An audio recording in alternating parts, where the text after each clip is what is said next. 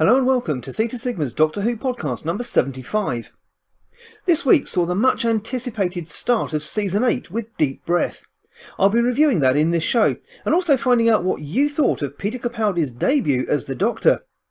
Later in the show I'll be looking at a Doctor Who villain who, despite only appearing twice in the television show, and both of those in the classic series, and to the best of my knowledge only once on audio, has long held a place in the hearts of the fans.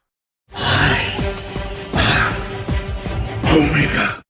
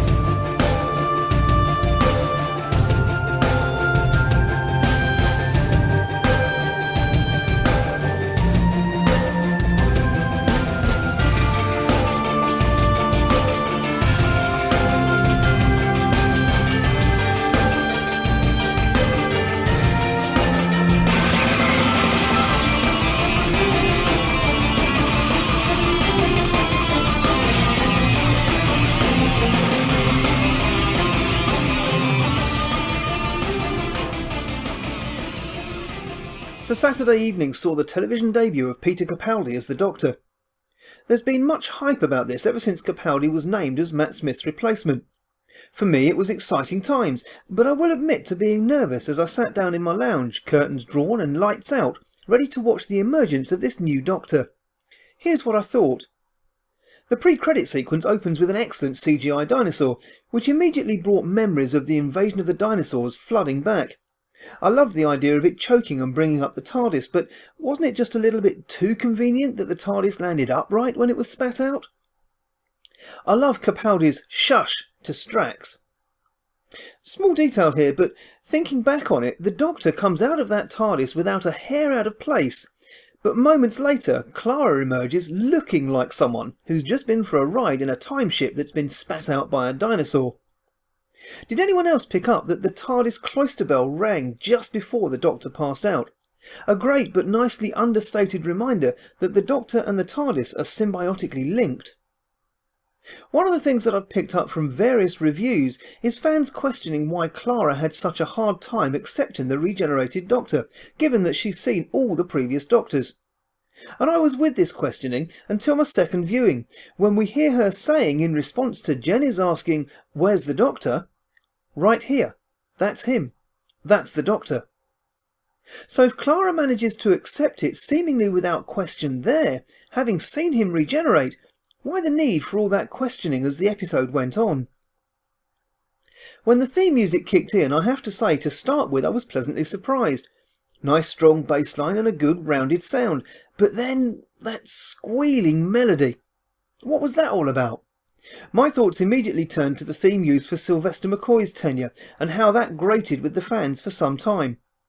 However, I've heard this new theme tune a couple of times, and, as I thought it might do, it's growing on me. The visuals will take some getting used to, that's for sure, but at the moment they seem a little overstated in terms of their reminder of the show's central theme of time travel. But again, having seen them a few times now, they are bedding in a little more. Capaldi's post-regeneration confusion is well placed, and in my humble opinion is better portrayed than that of Matt Smith. Just at the time when you think that he's going over the top, he reins it all back in. The Paternoster gang are, for me at least, as annoying and frustrating as they always have been, and I still struggle to reconcile Vastra with the true Silurians and Strax with the true Sontarans. Although the tension between Vastra and Jenny is something that excites me if it's the beginning of the end for these three superfluous Doctor Who characters. I've made no secret of my dislike for the Moff, and when he eventually leaves the show, we do need a proper Silurian adventure and a proper Sontaran adventure, and the Paternoster gang need permanently disbanding. For me, Capaldi became the Doctor with a brilliantly Matt Smith-styled line, where he says while hanging upside down from a tree, "Sorry, I'm going to have to relieve you of your pet." And then in response to the coachman's "Your what?" he says, without missing a beat, "Shut up, I was talking to the horse."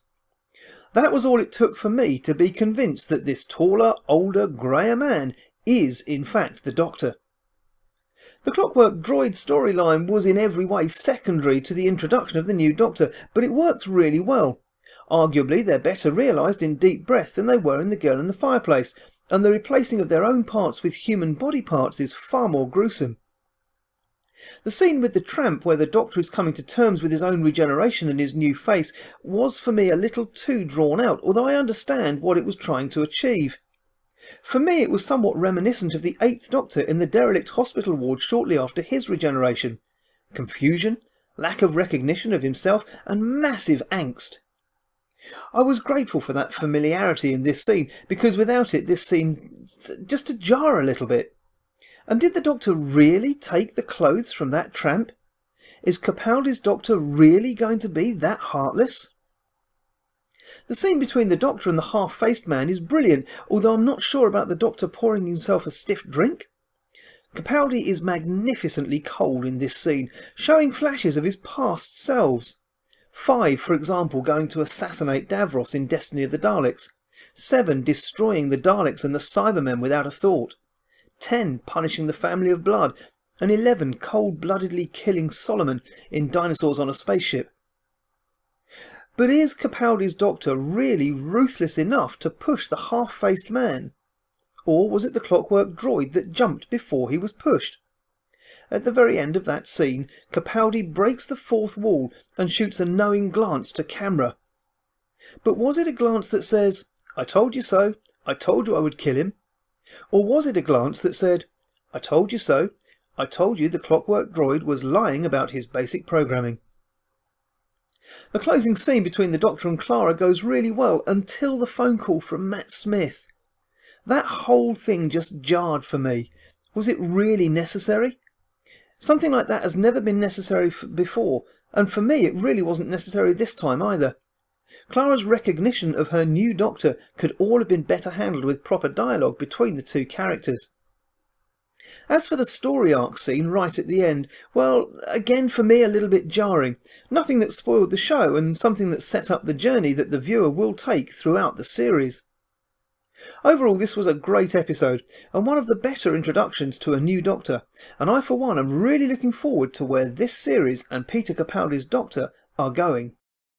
Come here, you scrumptious little beauty.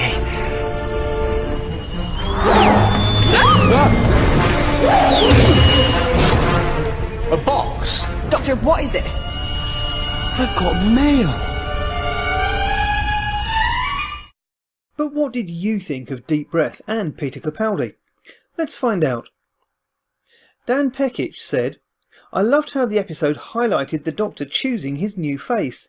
It's like this regeneration means business, Gallifrey or bust." Interesting thoughts, Dan, and not one that I've heard much about in the review podcasts I've listened to, but it does appear that the Doctor has chosen this face. But doesn't that fly in the face of what the Fifth Doctor says when he looks in the mirror for the first time? That's the trouble with regeneration. You never quite know what you're going to get. Jade Linnett commented, "I think I like Capaldi, but given that he was out of his mind for most of the episode, it seems a bit early to say. I think the script was pretty basic, but again, given that it was his first episode, I guess that's okay. I used to hate Clara, but I like her more now, as she seemed to have some depth, and she displayed some range of emotion. I'm glad they finally worked a little character-wise on Madame Vastra and Jenny. Honestly though, my favourite part was the very end. It took me a long time to like the 11th Doctor, and I think that part of the reason was he wasn't the Doctor anymore.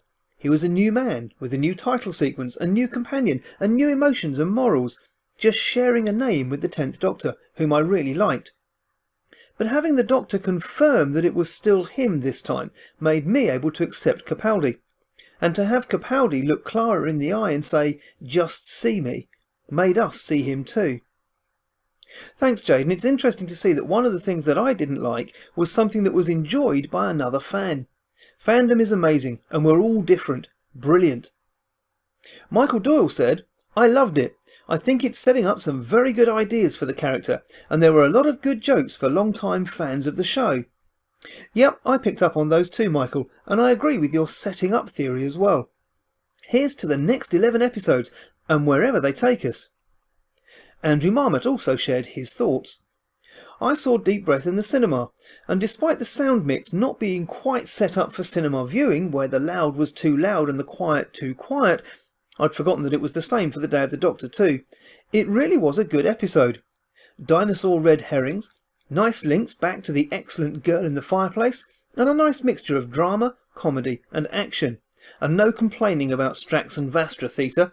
Their individuals are not representative of the whole race, although a good Sontaran story is needed. Peter Capaldi's debut as the Doctor was very good, emerging barely formed and challenging him to find a way to like him until reminding you that he is still the Doctor by the end. He still had some 11th-y things going on. I can speak dinosaur, I need your pet, etc. and it's going to be interesting to see him develop and if that no hugging rule lasts. Jenna Coleman gave her best performance to date. Confused, angry and unsure of things is where Clara found herself, and in complete contrast to Rose when faced with a regeneration, not simply accepting that this has happened. I'm looking forward to the rest of the season and seeing how this Doctor develops. Well, I've known Andrew a long time now, and I'm sure he won't mind my disagreeing with him over the Jenny and Strax issue. You see, the problem for me is that to new fans, Strax and Vastra are just representatives of their respective races. Any new fans to the show will only see the Silurians and the Sontarans as comedic foils and not the warrior races that were originally portrayed. And to date I can find no logical reason for these two and Jenny to join forces in any way. Alex James commented like this. Very good. He's going to be interesting. Woman at the end is either River or the Rani. The Matt Smith cameo was awesome. Dark times are coming for Doctor Who, but as I keep saying, new Doctor, new rules. Liking your theory about the woman at the end, and to throw a curveball in there, I've also heard some fans postulate that she's a female master? I created this world through the power of my will. So as promised last week, I'm taking a look at one of Gallifrey's best known sons. Now while I have some great personal memories of Omega, I've drawn heavily from Wikipedia and TARDIS Wiki for this week's show. So starting with Wikipedia, here's what they have to say on one of the greatest Time Lords who ever lived. Omega is known as one of the founders of the Time Lords, and is a revered figure in Time Lord history, together with the equally legendary Rassilon. The Third Doctor refers to him as the Time Lord's greatest hero.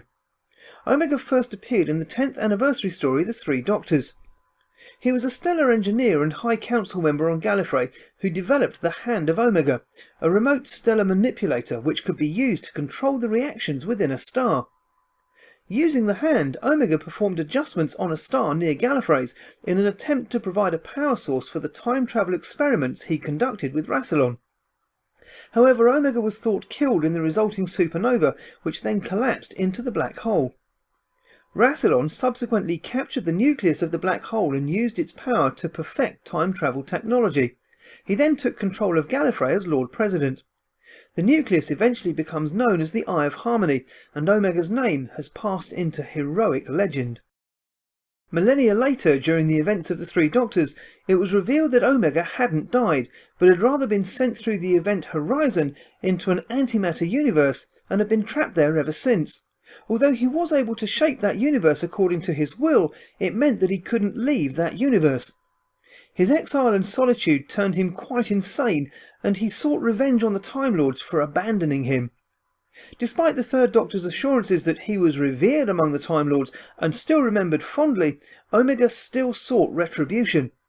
He made 2 attempts in the television series to re-enter the positive matter universe. In the Three Doctors, he attempts to force the Doctor to take his place in the antimatter universe so that he can depart it. And in Arc of Infinity, he attempts to create a new body for himself using the Doctor's biological data. Both attempts were thwarted by the Doctor, with his universe being destroyed in the Three Doctors, when he was tricked into touching the second Doctor's recorder, which had remained matter when the others were converted into antimatter, and his new body was seemingly destroyed in Arc of Infinity before it could convert back to antimatter and destroy the Earth.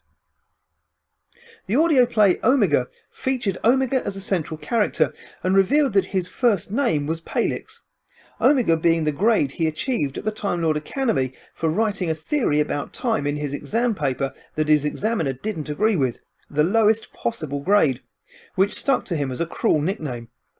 However, in addition to issues concerning the canonicity of the spin-off media and the fact that most media, Time Lord Society was founded after the supposed death of Omega, the story is largely told from the point of view of an insane Omega with confused memories, which makes the accuracy of the information uncertain. Those who oppose the will of Omega shall not live! TARDIS Wiki has it like this. Omega was a great intergalactic engineer and co-founder of Time Lord Society, but circumstances bent his mind so that he threatened the entire universe. He was the only person ever to live within the antimatter universe, which he subsequently ruled over. However, his existence in this realm robbed him of his body and left only his conscious will intact, a realization that twisted him into murderous insanity. Omega was one of the most significant figures in Gallifreyan history. He appeared in the Rue texts, as later scholars on Gallifrey would call them, alongside Rassilon. He later said he was named Palix.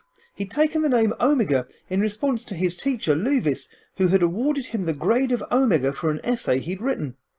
In it he'd explored the possibilities of increasing the Gallifreyan power by exploding a star. The resulting energy could be harnessed for time travel. This was seen by his teacher as madness and pure idiocy. The Omega was the lowest mark possible, and Palix was left with a humiliating nickname that endured even when one of his friends, Raz, affected this plan, forcibly creating the Time Lords. By the time of his apparent death, Omega had married a Gallifreyan, known as Patience. During the Dark Times, Omega and Rassilon enabled the people of Gallifrey to achieve time travel. A stellar manipulator, the Hand of Omega, one of Omega's many creations, could make stars go supernova, and with the power unleashed by a supernova, the two had hoped to generate enough power to travel through time. Gallifrey's galaxy had only one population 3 star at the time, and they decided to destroy that one. The stasis halo of Omega's starbreaker, the Eurydice, was sabotaged, exposing it and the starbreaker's crew to the fury of the black hole. Vandakirian, Omega's assistant, was at least partly responsible for that sabotage. When he realised what he'd done, his guilt caused him to cut his hand to atone for his betrayal. But Omega didn't accept it and cut his other hand, placing it in his stellar manipulator, which was later to be known as the Hand of Omega. Rassilon prevented disaster from overtaking the other 3 starbreakers and wept over Omega's apparent death. The Doctor, like most Gallifreyans, grew up to revere and admire Omega as a great hero. The Hand of Omega had meanwhile survived and returned to Gallifrey, where the First Doctor would later obtain it for himself. Meanwhile, Omega had transported through the black hole into another universe made of antimatter. Omega shaped the universe by force of will and access to the black hole's singularity. He could even create simple life. However, while he was there, radiation had destroyed his body. The gauntlets, armour and helmet he'd designed to protect him from the corrosive effect of the antimatter now constituted his physical form. At first he shaped his new world into a paradise, but as the centuries rolled by he grew weary and depressed, feeling abandoned by his fellow Time Lords. The landscape slowly transformed into a drab, grey desert. The universe that had become his home was unstable, unable to exist without a powerful will to give it form. In short, Omega was trapped. After thousands of years in the void, Omega hit upon a plan of revenge. A captured Time Lord could be forced to take his place, and Omega could leave and wreak vengeance on Gallifrey. Using the black hole, he drained power from the Time Lords to stop them from interfering. He sent an amorphous life form and another, more humanoid servitor to find the exiled Third Doctor and take him into the black hole. The High Council, unable to send anyone to assist the Doctor, decided to have the second prior incarnation of the Doctor help to rectify matters, subsequently contacting and sending his first self to advise the other 2. Omega, however, removed both the second and third incarnations into his domain, entry into which converted all matter into antimatter.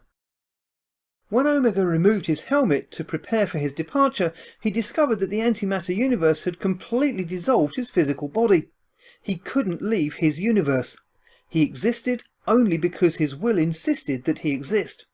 But his will was all that was left of him.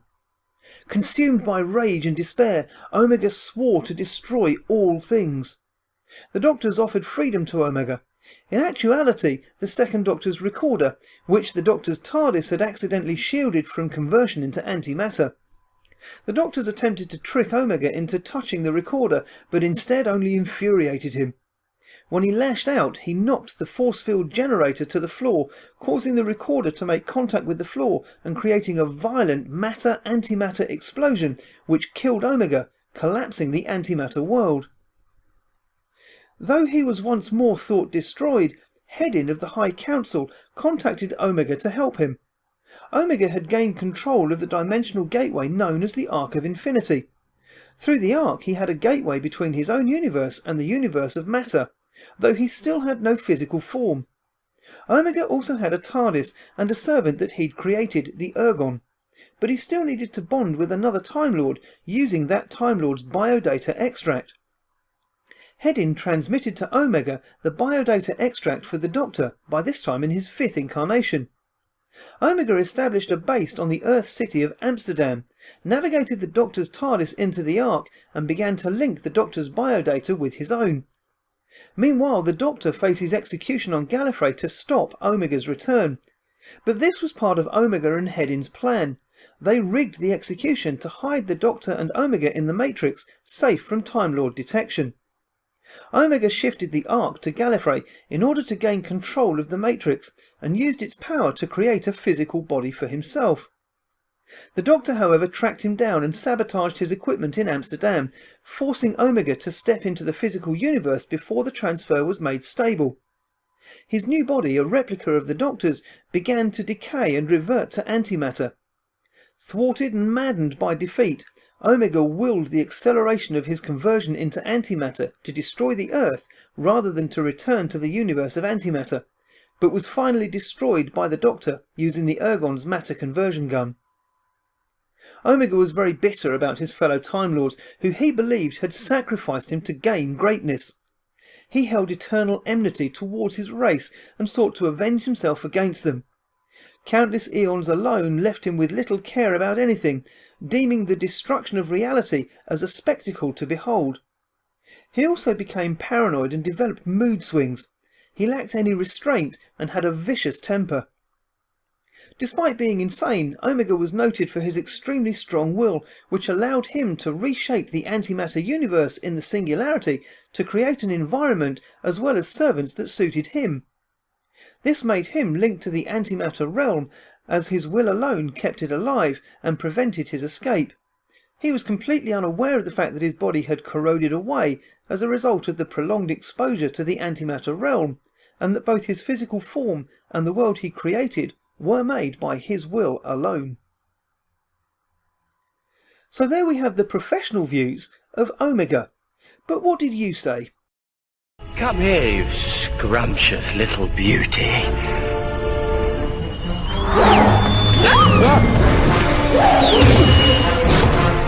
A box. Doctor, what is it? I've got mail. Michael Doyle said of Omega, Omega was very powerful, but he also had serious weaknesses. He was unable to leave his antimatter world. I'd like to see him return again in the new show. Yeah, I couldn't agree more. In fact, I think many longer-term fans of the show thought that he'd be returning at the end of Season 6, with Omega symbols periodically appearing throughout the season. Tornis Commander, and again I hope I've pronounced that correctly, commented, Omega is right up there. He knew the Doctor personally and had control over the reality they both existed in. The Doctor would be out of his comfort zone, being in Time Lord territory. Wonder about Gallifrey coming back. Oh, goodbye, my dear chap. I must say I've had the time of my lives. And that's all for this week. As always, my thanks for tuning in, and if you've anything to feedback about the show, or about Omega, or about Deep Breath, I'd love to hear from you at Theta Sigma's Doctor Who podcast on Facebook, or at respectthething@hotmail.com. If you'd like to send in some audio feedback, I'd love to hear that too. Next week I'll be reviewing Light at the End, the much anticipated Big Finish 50th anniversary special. Was there a light at the end of the tunnel? Or was the listener left in the dark?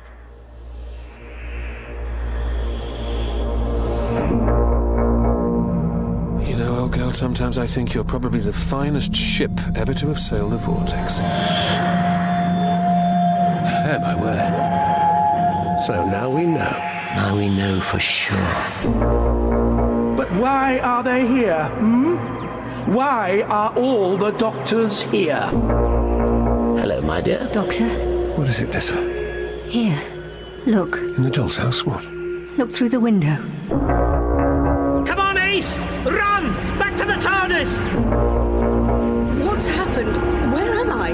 You're in the TARDIS. How do you do? I beg your pardon? Oh, no need to. I'm the Doctor, and this is... I am Leela. All of them? They were you? Here we go, 3 minutes past 5. 1703. The 23rd of November, 1963. The 23rd of November, 1963. 59A Barnesfield Crescent, Totton, Hampshire. Crescent, Totton, Hampshire, England. Earth. Stop fiddling about and get on with it. Charlie, I'm sorry. I'm sorry. We'll come back for you. You hear me, Charlie? Doctor, no! Appears to be some kind of warning. All this cloak and dagger business? You're clearly up to no good. By all means, please do come out to play, Doctor. I'm waiting for you.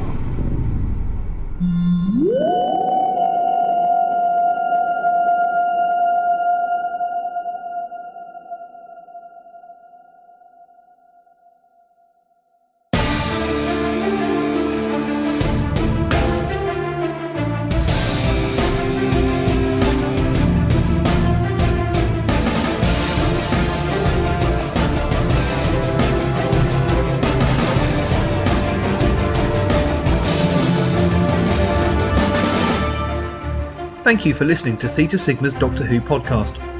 Doctor Who and its associated shows are all copyright and property of the BBC, and no infringement is intended.